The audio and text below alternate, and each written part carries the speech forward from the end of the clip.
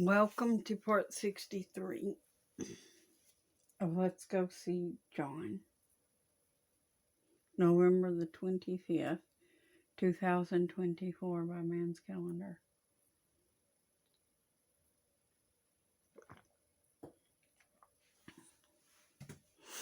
Good Monday morning, by the way.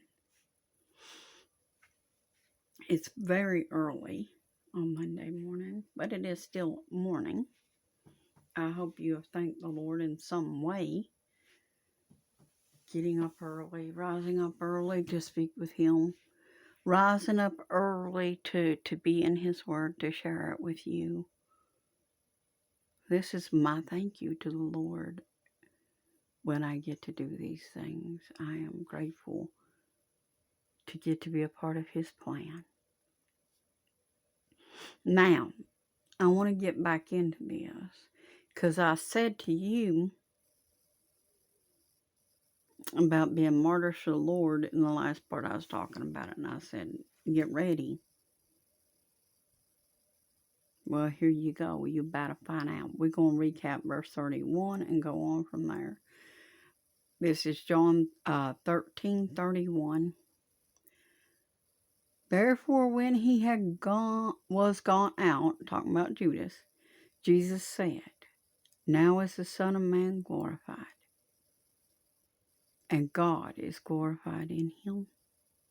If God be glorified in him, God shall also glorify him in himself, and shall immediately glorify him. That means honor him. We don't have to honor ourselves. And I've been trying to use myself as an example so that people don't get so angry. I'm not trying to honor myself. There is no honor for me. All glory to Jesus. But I use myself as an example to try to get a point across. Because if I use you, you get angry.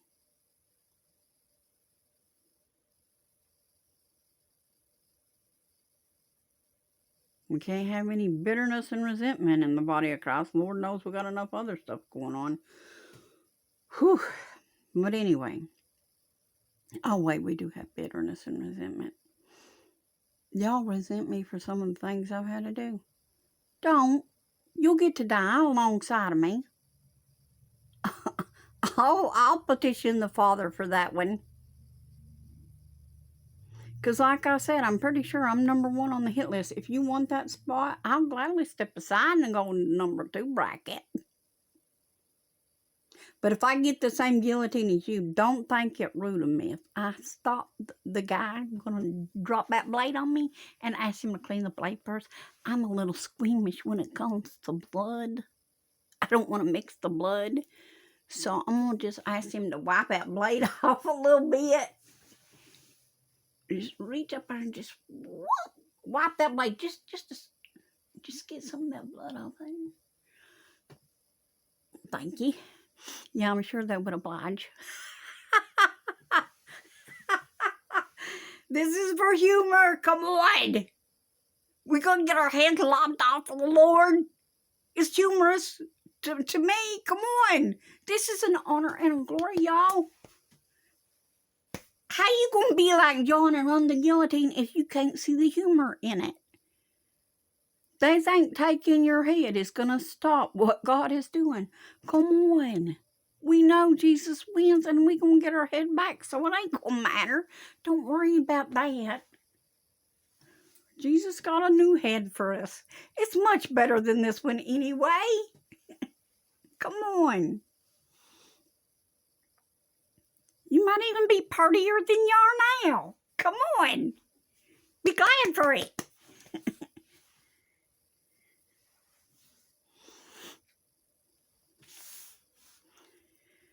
Wipe that grumpy frown off your face. Yeah, sometimes I got it on mine. I get it. But y'all don't know what the Lord is telling me all the time. I'm in constant comms with the Lord. Constant. Round the clock, 24/7. It don't shut off. There ain't no off switch. The Lord like to talk to his people. But not all y'all listening. How many of y'all can he call 3 o'clock in the morning and say, hey, I need you to do this? Be the kind of friend that when Jesus calls and say, okay, here's the deal. You can't ask no questions. But we're going to go take this person out. And we're going to get rid of that devil they got. We're going to take them out. No questions. This never happened. We get in, we get out. Better than the Navy SEALs. Right? Precision. It's got to be a precision hit. Nobody can know we were there. How many of y'all would say, all right, Jesus, be right there. Let me get my shoes on. Hold on. Should I wear black? No, y'all be like, why you calling me for, Jesus? This one over here's nuts. Call it. It'll do it. I got to work in the morning. Come on. Who cares if you got to work? Get up and help Jesus.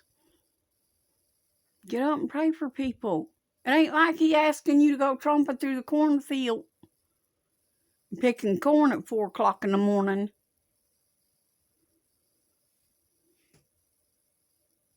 It ain't like he's sending you to no mountain. It ain't like he told you to go march around some giant tombstones in a cow pasture and look foolish on a camera so that a Bubba Dumplings can call you a weak or a puny little woman. Oh, wait, you can't be called that if you're a man.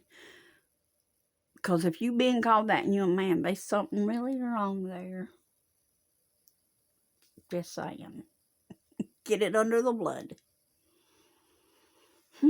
No judgments. Just get it under the blood.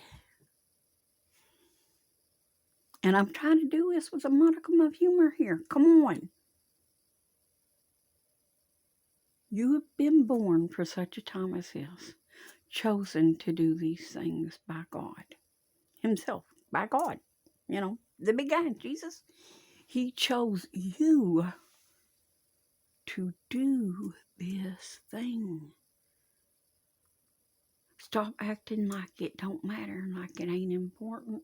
Everything that Jesus asks us to do, even if it's just tie somebody's shoe, is important. It has a purpose. If it's the enemy's shoe, I tell you what you do. You tie that shoe to the other shoe, and then they can't run as fast as you when you're running away from them, and they give you chase.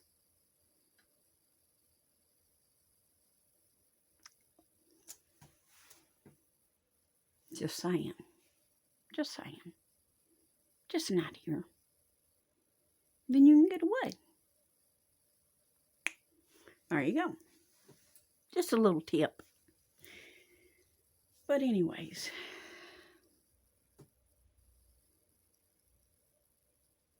One good thing about having a giant, they can't see their feet very good from way up yonder. And you can tie their shoes together. Because they can't see what you're doing way down yonder.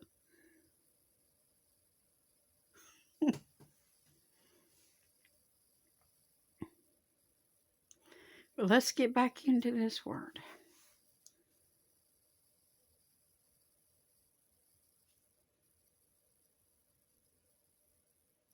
Verse 33. John 13:33. Little children, yet a little while I am with you. You shall seek me. And I said to the Jews, where I go, you cannot come. So now I say to you.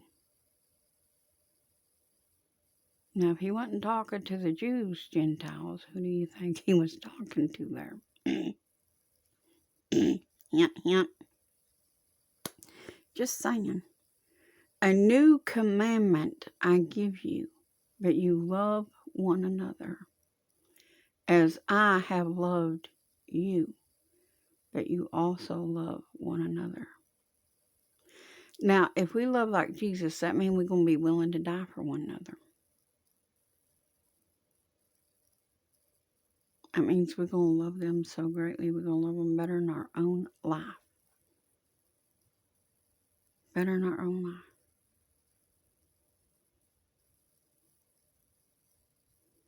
But I'm going to tell you straight out, y'all. If it comes down to choosing between you and Jesus, I'm sorry. You at the end of the list. The Lord come first. He my main squeeze. He the big guy. That's my first and forever love.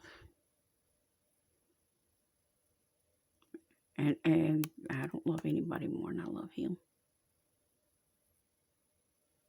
I took y'all's crap because I love him.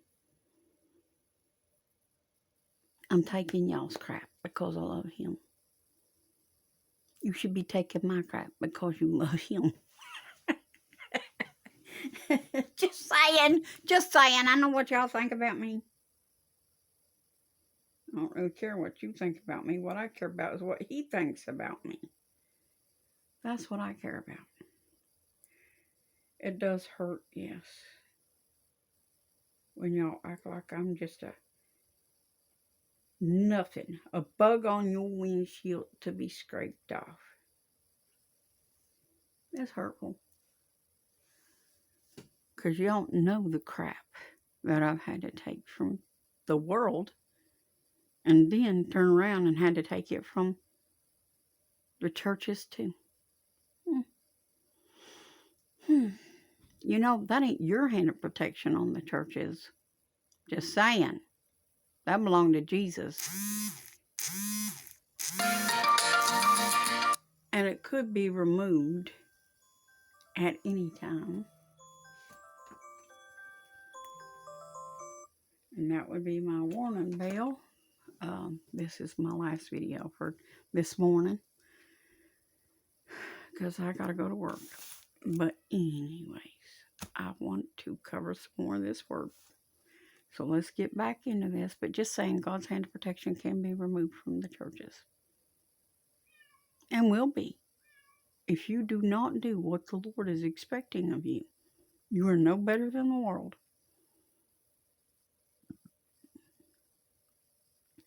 Now, verse 35. By this shall all men know. This is John 13:35. For those that don't know this verse, shame on you.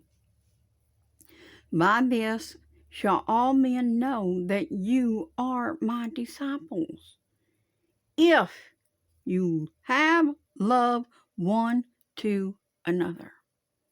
That doesn't just mean to the men, gentlemen. Now, I'm not saying be in love with all these women. I'm saying love them as sisters in the Lord. Sisters. I ain't talking about no sexual thing. Don't be gross. Don't make me have to cast that devil at you.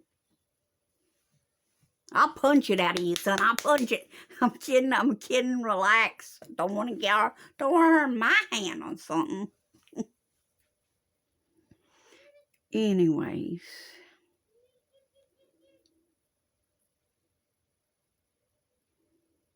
Simon Peter said to him, Lord, where go you? And Jesus answered him, where I go, you cannot follow me now. He didn't say we couldn't follow him at all. He said, you cannot follow me now, but you shall follow me afterwards.